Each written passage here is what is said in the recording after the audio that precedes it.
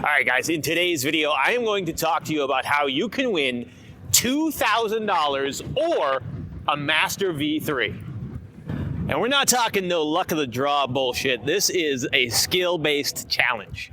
Some of you guys out there probably already know exactly what I'm talking about, but Ewheels.com is actually hosting a challenge event here over the course of the next month or two. I think it's running all the way till May 31st. But yeah, Ewheels has issued a challenge to whoever can do the most miles in a 16-hour period is going to win $2,000 or a Master V3. I think this is really cool. This is a big time prize for something that's not racing related, right? One thing that kind of, I don't want to say bothers me, but one thing I don't really get into is the unicycle racing. I think it's silly. I think it's dangerous. And on top of the fact of the normal dangers of a race, just the way an electric unicycle is designed to work, they're not made for racing. I mean, you go too fast, you fall off the front of it. Like, that doesn't sound like something you should be racing to me. Probably one of the reasons you don't really see me covering any kind of race style content. It's just, it's not something I'm into. But so this competition is all about range. And I'm pretty excited for it. You know, that's kind of more my style of riding. I'm not a hyper long range touring rider, but I definitely get out on some pretty long rides. You know, I'll do 50, 60 miles a day, kind of as an average day for me. Although something tells me 50, 60 miles in 16 hours, probably not going to win the $2,000. But I do think it's a fun event. I'm definitely going to participate. I really don't think I stand much of a chance of winning.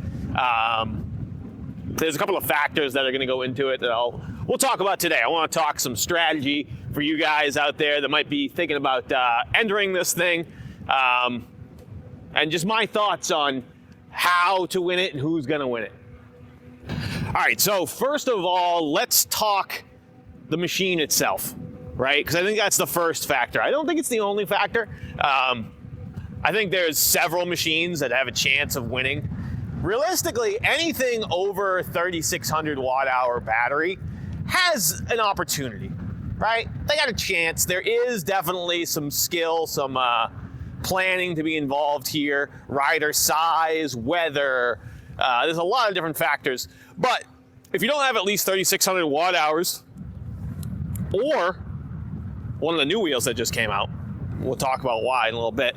But if you don't have at least 3,000 watt hours of battery, I don't see how you can really compete here. You're not going to be able to ride far enough in between charges to accumulate the miles that you're going to need for a 16-hour challenge.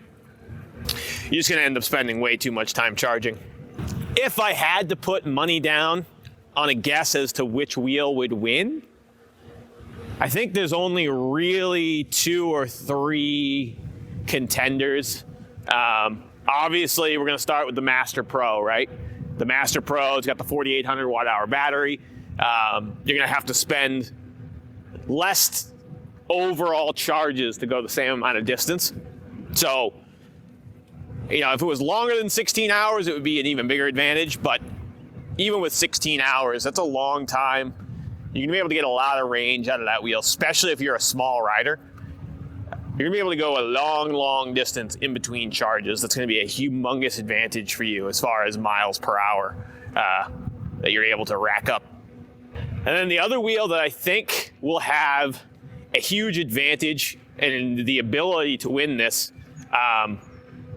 would be the new ET Max.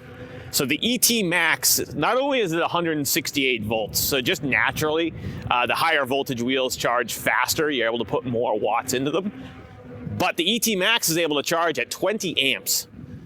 So 20 amps at, 168 volts? When you're talking 3,300 watts per hour, and it's only a 3,000 watt hour wheel. So you're able to get a full charge in less than an hour, which for 3,000 watt hours is pretty wild, right? I mean, if you can squeak, say, 60, 70 miles out of a charge, and you can charge in 1 hour, I think that wheel has a very, very serious chance at being the wheel that wins this competition. Another one of the new wheels, I'm not sure of the charging specifications on, the GT Pro. I don't know what the max charging on that. That's also a 3,000 watt hour wheel, just like the ET Max. And if it does also have the same 20 amp charging, same reason. I think that's got a very serious chance of winning. So the Master Pro, the ET Max, and the GT Pro, I think those are your 3 top contenders for this, along with potentially custom modified unicycles. Like I know one of our riders up here in Boston, Archie, he rides a, I think it's a 6,000 or 5,800 watt hour wheel that he modified. So obviously that is going to be in that same Master Pro territory of huge range in between charges. That one's going to have a really serious chance of winning. I would say Archie's one disadvantage is he is a bigger fella. So that's the one thing that's going to hurt him range-wise. But Archie is the long-range touring champion, so do not count him out. Ewheels has said you are going to be able to use modified unicycles in the challenge, but you can only use one unicycle. It has to be one unicycle the whole time. You can't switch between unicycles. You can't charge while you ride or anything like that. It's got to be, a full, you ride it, you charge it. So yeah, those are the 3 top tier, or the 4, I guess, if you count custom unicycles. The top tier unicycles, I think, that have a real chance of winning this competition. And then I think anybody with a 3,600 watt hour wheel is at least, you got a shot. Whether it's a Sherman Max, an EX30, a Sherman suspension, a Commander Pro, all the wheels with 3,600 watt hours, I think you have a legitimate chance. But of course, the competition's not going to come down to just who has the best machine. There's going to be a lot of strategy involved. I mean, 16 hours, that's a lot of riding. There's going to be a lot of planning involved as to what kind of route you take, right? You don't want to be going up hills. That's going to take up a lot of extra energy. What speed do you ride? Like I said earlier, what temperature is it outside when you're riding? And then how do you plan your charging trips? There's got to be different strategies different people are going to take when it comes to charging. Do you do small charges intermittently? Do you discharge all the way to 0 and charge all the way to full? Do you kind of do a balance of both where maybe you discharge fully early in the day and then later in the day you start doing small charge stops? What's going to be the most charging efficient?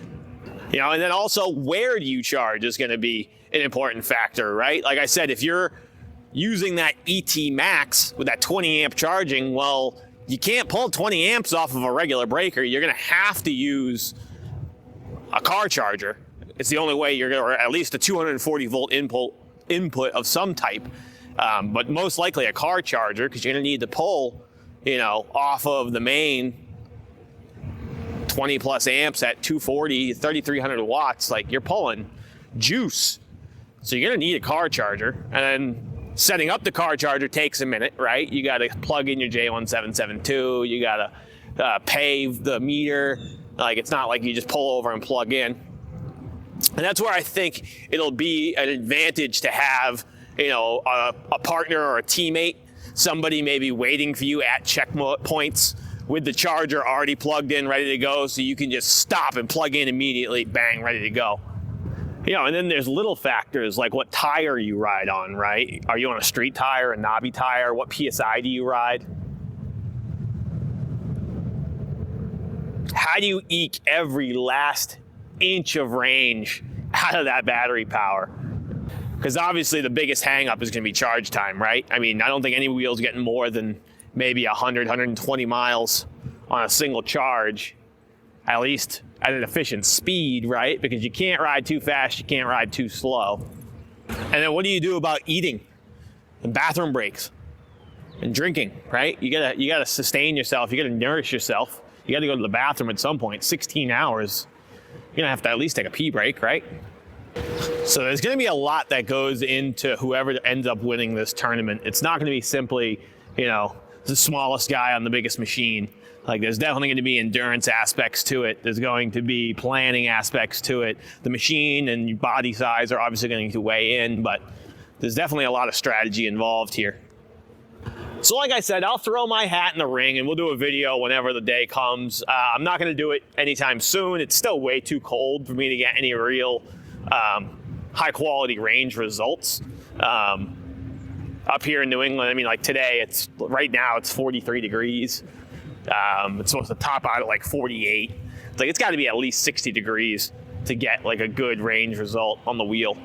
So I'm never going to be waiting until at least early to mid-May to make a serious attempt at a 16-hour day.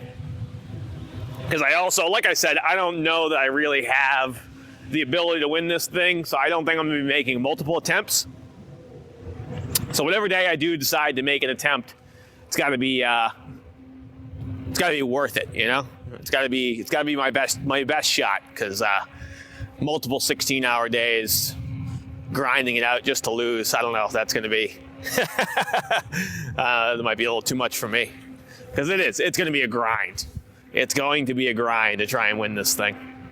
But anyways, yeah, I just wanted to kind of give you guys my thoughts on strategies that I would use to try to win this thing. Just try and let you guys know that this competition is happening. I think you can go on to the Ewheels website to get the information on it.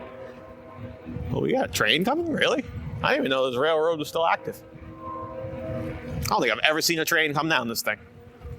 Yeah, that's gonna be it for this video. I got a new microphone, a little lapel, whatever the heck mic, a Lavier mic. I think the audio sounds a lot better just from the video I kind of played back to myself when I was testing it. So hopefully I don't have to put a million filters over it like I did in my last video to make it sound all right.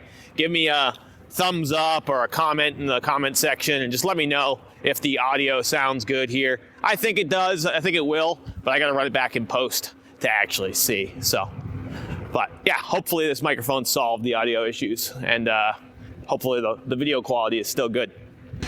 Oh, look, the train is coming.